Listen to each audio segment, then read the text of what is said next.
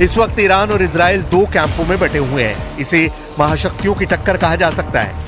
एक तरफ अमेरिका है तो दूसरी तरफ रूस है, और यही दुनिया का सबसे बड़ा खौफ भी है, क्योंकि अमेरिका इजराइल के साथ है और रूस ईरान के साथ। ये चारों ताकत ऐसी हैं कि इनकी टक्कर वर्ल्ड वॉर की वजह बन सकती है।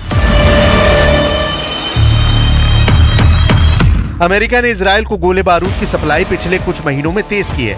बंकर बस्टर से लेकर हर तरह का बम इजराइल को सप्लाई किया गया है। लेकिन 1 अक्टूबर की रात को ईरान के मिसाइल अटैक ने साबित कर दिया कि इजराइल चाहे जिसकी मदद ले, जिससे हथियार ले, कोई भी उसकी ढाल बने, ईरान नसरल्ला से लेकर हानिया सबका बदला अकेले अपने दम पर ले सकता है। अब सब कुछ नेतन्याहू के वॉर रूम पर निर्भर करता है। वो क्या फैसले लेंगे? क्या इजराइल कुछ बड़ा करने की सोच रहा है? क्योंकि इजराइल के सामने चुनौती सिर्फ ईरान नहीं, बल्कि 4 मैदान है जहां युद्ध एक्टिव मोड में चल रहा है। पहला फ्रंट गजा है, जहां इजराइल हमास से लड़ रहा है।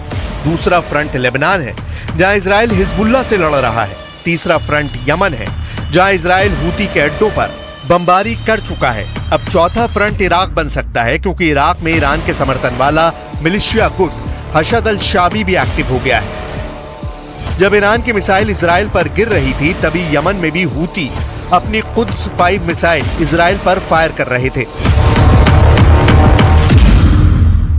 इन्नल क़ुव्वात अल-मुसल्लहत अल-यमनिया तुबारिकु अमलियत अल-वअद अस-सादिक अल-ईरानिय्यत अथ-थानिया ضد العدو الإسرائيلي وتؤكد استعدادها للمشاركة في أي عمليات عسكرية مشتركة ضد العدو الإسرائيلي انتصارا للشعبين الفلسطيني واللبناني وردا على أي عدوان إسرائيلي يطال جبهات الإسناد। मोर्चे बढ़ने से इजराइल के ग्राउंड ऑपरेशन की कामयाबी पर सवाल उठने लगे हैं। 1 अक्टूबर की रात ईरान के मिसाइल अटैक ने इजराइल के ग्राउंड ऑपरेशन को मुश्किल में डाल दिया है। अमेरिका को भी खतरा है कि इजराइल का हाल फिर वर्ष 2000 और 2006 जैसा ना हो। अमेरिका पहले भी कह चुका है कि वो नहीं चाहता कि गाजा के अलावा इजराइल किसी दूसरे फ्रंट पर लड़ने के लिए मजबूर हो जाए।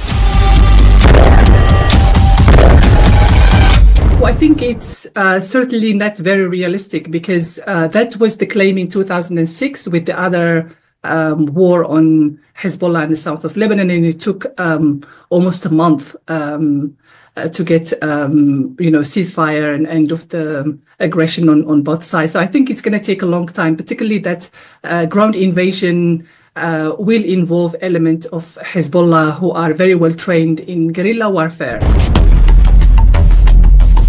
2006 में हिजबुल्लाह इतना मजबूत नहीं था, लेकिन उसने अपने दम पर इजराइल को सीज फायर के लिए मजबूर कर दिया था। यही वजह है कि इजराइल अमेरिका से इस बार भी पूरा बैकअप चाहता है। नेतन्याहू लेबनान में घुसकर हिजबुल्लाह को कोने कोने से खत्म करना चाहते हैं। इसे आप नेतन्याहू का ऑपरेशन ऑल आउट भी कह सकते हैं। लेकिन इससे पहले ही ईरान ने कर दी इजराइल पर सर्जिकल मिसाइल स्ट्राइक।